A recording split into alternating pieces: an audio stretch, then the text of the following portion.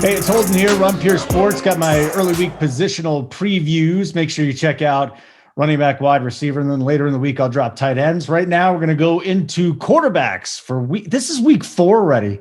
Again, we always say this, it goes really fast, but it just flew by. The first 3 weeks flew by, and it needs to slow down a little bit. Hopefully this COVID garbage with a couple of these teams is not going to affect us too much. I am probably not going to dig into I'm not going to dig into the Vikings or the Titans or the Steelers, the teams that could be affected by it. So let's just get underway here. Lamar Jackson, right? 8,100 DK, 9,600 FanDuel. He just played Monday Night Football, as you know, but now he gets a nice matchup against the Washington football team. Chase Young, we'll see if he plays in this game. You know what? I feel like this is just going to be a huge bounce back spot. As Jackson said, that was his kryptonite playing the Chiefs. The whole team's kryptonite is playing the Chiefs. And now they get a struggling Washington team. Here, second quarter. Let's see here. Quarterback rush yards, number 2 for Lamar Jackson at 182.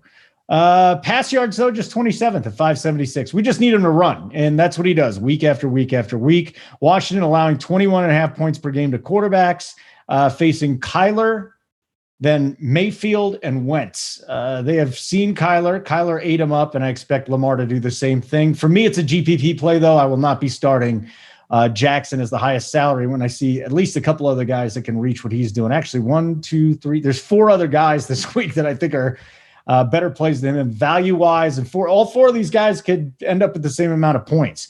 Russell Wilson against Miami. Are you kidding me? Come on.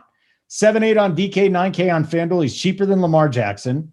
He's the highest scorer at 96.3 points on 96.3. How about 36.3 on DK? Could you imagine if Russell Wilson was averaging 96 points? He would be like a $20,000 player. It'd be probably $40,000 player. You'd have $10,000 for the rest of your lineup. FanDuel, 34.3. He's averaging 30 rushing yards per game. He's doing that. He's got 14 touchdowns, 1 interception. What else do I need to say? Miami allows 24 points per game to quarterbacks. That's the 4th worst. Russell Wilson, a lock for 30 points. Let's see if he can get 40 this week. Mahomes played Monday Night Football. We know that. 7-4 on DK, 8-7 on FanDuel. Coming off an emotional win. He's facing Belichick this week. The first 2 weeks for me were a little disappointing. What we saw from him on Monday night was vintage Patrick Mahomes. I don't think we see that again this week, not because I'm afraid of the Patriots offense, but man, you get up for that Ravens game, then you play as great as you did. Can you play that well against New England? Maybe. Mahomes will be GPP viable for me. Here's the next 2 guys, actually 1, 2, 3 guys that I would consider for cash this week.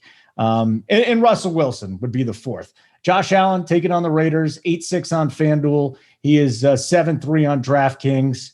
He's the 2nd highest scoring quarterback on DraftKings, hitting that bonus 35.6 points. He's 2nd on FanDuel at 31.6 points. He had a tough matchup against the Rams last week. He took care of them.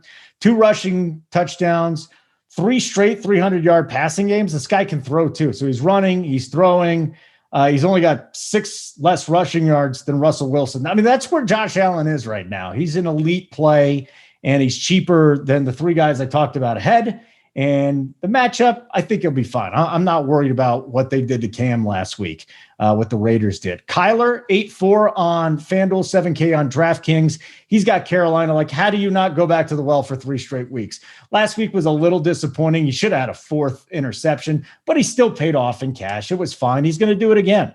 He's up to 7K on DraftKings. So he went 6-1, 6-8. Not a great performance, 7K, but he has the worst defense in the league he's going up against. I mean, we can worry about game script. That's fine. I'm not going to. 4 rushing TDs, tied with Cam for the most in the NFL. 62 rush yards per game, most in the NFL. This guy rushes for his floor is like 6 points rushing right when you get in there. 4th in quarterback points per game, 4 TD passes, 5 interceptions. So he's doing a lot of the work on the ground. This pass game against Detroit was just a complete debacle, and it hurt his numbers.